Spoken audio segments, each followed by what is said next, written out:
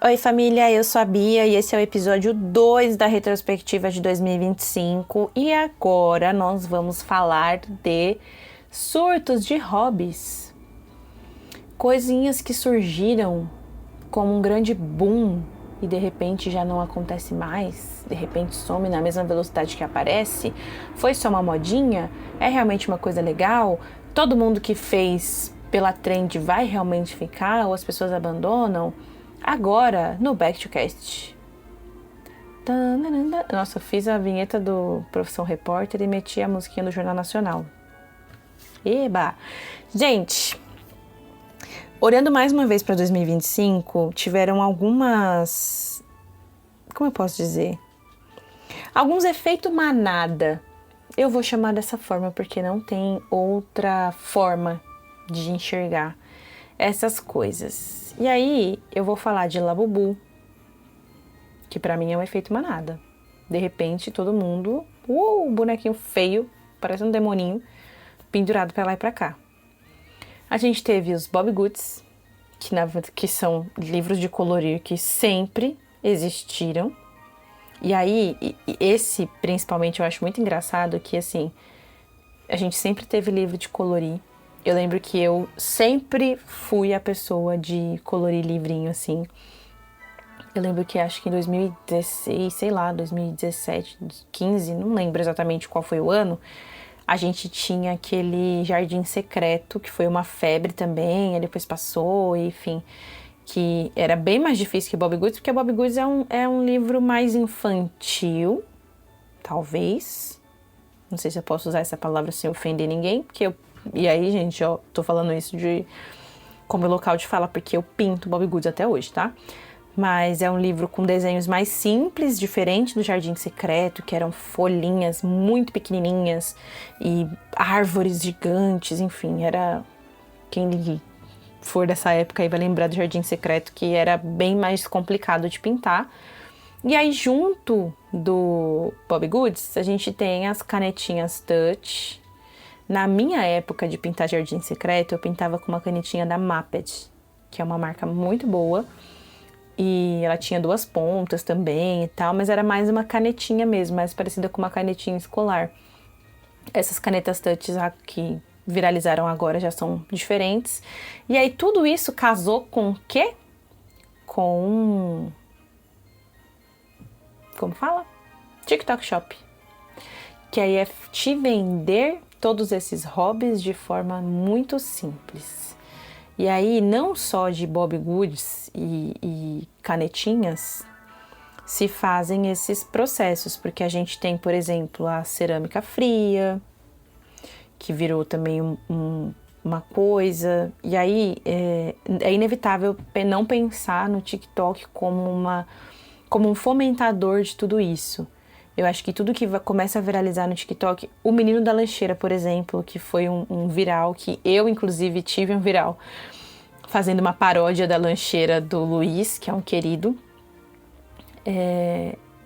O tanto de gente que começou a fazer esse tipo de lancheira, de comprar e vender, nossa, tanto de anúncio que aparece pra mim até hoje de lancheira. Ah, essa lancheira cabe não sei quanto, a lancheira do menino, a lancheira do não sei o quê. Então, assim, esses efeitos manadas que vão acontecendo ao longo do ano, eles vão, assim, e cada hora é uma coisa. Teve o Morango do Amor também, que foi um surto. Eu não comi um. E aí eu lembro que eu fiquei esperando pra comer o que minha prima fez e no final não consegui, porque eu nunca conseguia buscar no dia que tinha, enfim. E aí eu não comi. Mas esse também eu acho que foi muito num efeito manada. E aí, ao mesmo tempo que essas coisas surgem como um boom, elas vão sumindo, né? É muito doido. E isso vale para vestuário, isso vale para exercício físico.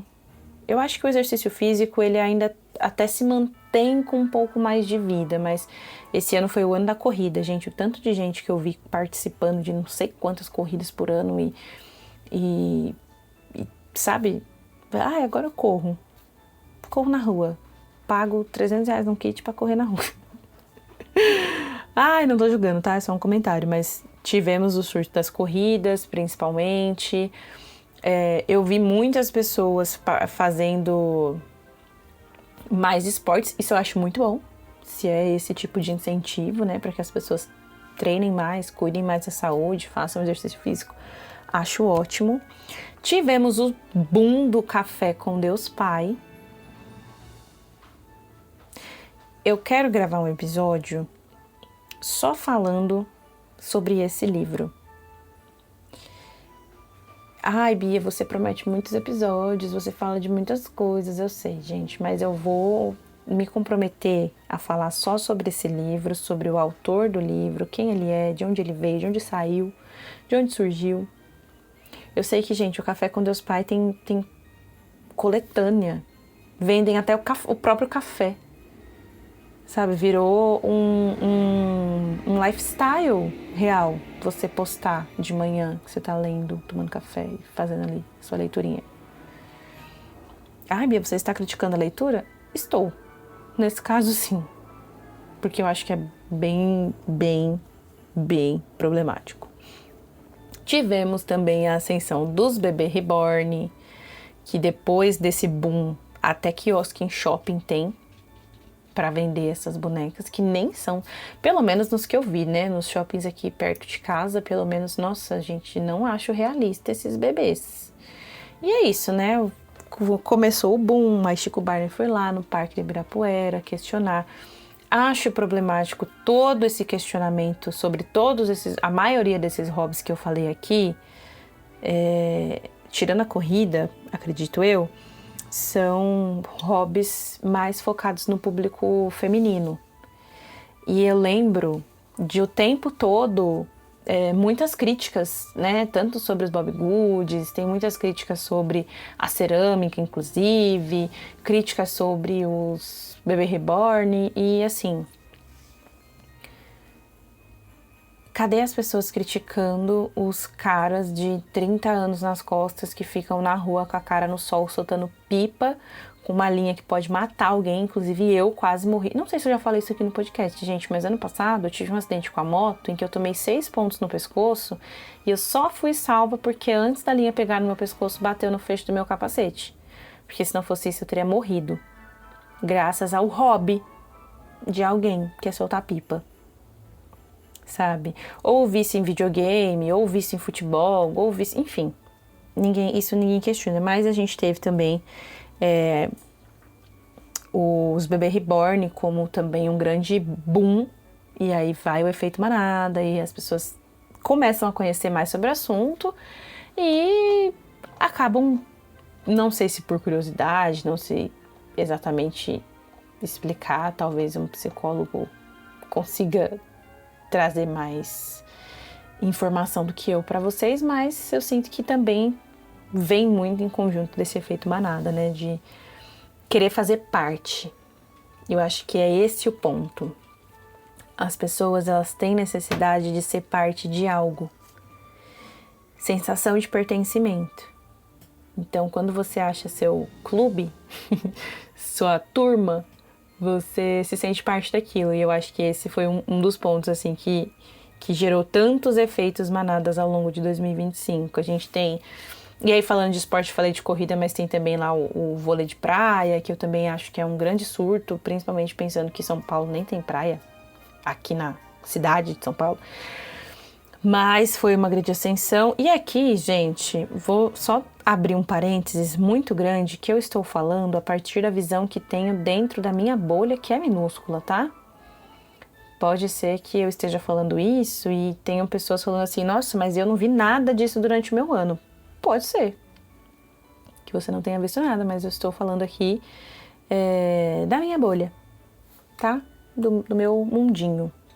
Outro efeito manada que vem crescendo é o uso de canetas emagrecedoras, que esse ano também foi um ano do Ozempic, Mounjaro e afins, né? Os remédios milagrosos para fazer você perder peso muito rápido, e as pessoas acham que é só aplicar a canetinha na barriga e paz. E, gente, você precisa de musculação, tá? Você precisa ter músculo. Eu não me lembro se eu falei no último episódio no episódio que eu falo sobre violência contra a mulher, não lembro se eu mencionei sobre esse ponto da indústria da magreza, mas a gente tá voltando, infelizmente, para um período muito parecido com o início dos anos 2000, em que a gente batia a palma para anorexia, praticamente. Né? Para que o que era lindo, o que é incrível de se ver é a pessoa extremamente magra. Só que se você não tem músculo para sustentar o seu esqueleto, você tem um problema, tá bom? E aí não pense que você enfiar a caneta no seu bucho para ficar extremamente magra vai ser a solução. Até porque você precisa treinar tanto para trabalhar excesso de pele, como para garantir que você tenha massa corporal suficiente para aguentar com o seu esqueleto, tá? Mas também vejo como um grande surto. Eu sei que tem pessoas que fazem uso desse tipo de caneta por necessidade, e não estou falando dessas pessoas, estou falando do uso estético, que é onde entra o efeito manada. Quando você tem necessidade física de usar esse tipo de procedimento como alternativa para tá tudo certo, não tenho nada a ver com isso. Estou falando, não tem nada a ver com quem usa também como estética, tá? Só tô dando aqui minha opinião. Mas é o efeito manada. É querer fazer parte, é estar no hype. E aí, com isso, a gente tem também várias outras coisas. Objetos, né? Objetos de desejo que as pessoas querem ter para ser parte de algo. Que vem muito através de influência. Infelizmente, não tem como não falar de jogo de azar. Não tem como não falar de bet. Eu acho que esse ano a gente teve um destaque, principalmente ali durante o período da CPI das bets, as polêmicas envolvendo influenciador sendo preso, a gente teve Deolane sendo presa, a gente tem um outro cara lá que foi preso também, por investigação da Polícia Federal relacionada à lavagem de dinheiro envolvendo bet. Então, assim, não tem como fazer uma retrospectiva de 2025 sem mencionar as bets. E aqui eu acho que o início é um efeito manada e a gente passa a levar isso para um problema de saúde pública, que é um vício. Então inicia de um jeito, né, através da influência das pessoas, e aí a gente tem aí pessoas milionárias fazendo divulgação massiva desse tipo de aplicativo, né, para jogos de azar. E aí as pessoas elas vão entrando. Eu fico até me questionando agora se faz sentido usar isso como um efeito manada real. E aí vou deixar vocês me darem a opinião de vocês, mas enfim, não tem como não falar disso, porque nasce dessa forma, né? As pessoas elas estão ali buscando uma alternativa para ganhar dinheiro fácil e aí entra num vício. Mas aí, passando rapidamente por outras coisas, a gente tem garrafas térmicas, e aí é 1 milhão de garrafa térmica diferente, copo, que a influenciadora aparece na CPI das bets com um copinho rosa, e aí todo mundo quer ter o copinho rosa. De repente, o short saia volta pra moda. Enfim, falei um pouco aqui também, né, sobre essa questão de moda, acessórios e afins, mas foram vários desses surtos, vou chamar assim, de hobbies, leituras e afins, que foram acontecendo ao longo deste ano. E é isso, gente. Essa foi a retrospectiva de surtos e modinhas. Não vou chamar de surtos, não, vou colocar modinhas de 2025. Se eu esqueci de alguma coisa, deixa aqui nos comentários. Se você engajou em uma dessas modinhas, deixa nos comentários também. E eu volto em breve para falar um pouquinho mais de 2025. Até já!